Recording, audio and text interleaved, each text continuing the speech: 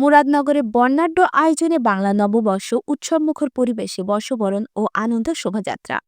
কুমিল্লার মুরাদনগরে বিভিন্ন কর্মসূচি পালনের মাধ্যমে বাংলা নববর্ষ ১৪৩২ উদযাপিত হয়েছে।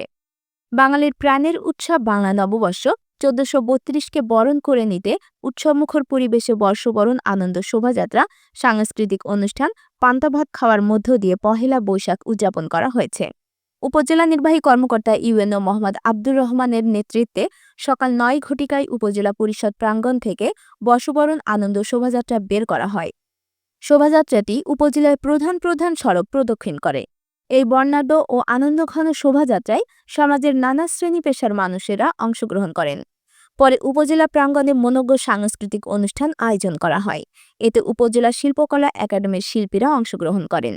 এতে উপস্থিত ছিলেন উপজেলা সহকারী কমিশনার ভূমি সাকিব হাসান খান, কৃষি কর্মকর্তা পাভেল খান পাপ্পু, মুরাদনগর থানার অফিসার ইনচার্জ জাহিদুর রহমান, পরিবার পরিকল্পনা কর্মকর্তা সানজিদা আক্তার নূপুর, সমাজসেবা কর্মকর্তা বরুণ দে, মাধ্যমিক শিক্ষা কর্মকর্তা শফিউল আলম তালুকদার সহ প্রশাসনের কর্মকর্তা ও বিভিন্ন রাজনৈতিক, সামাজিক ও সাংস্কৃতিক সংগঠনের নেতৃবৃন্দরা।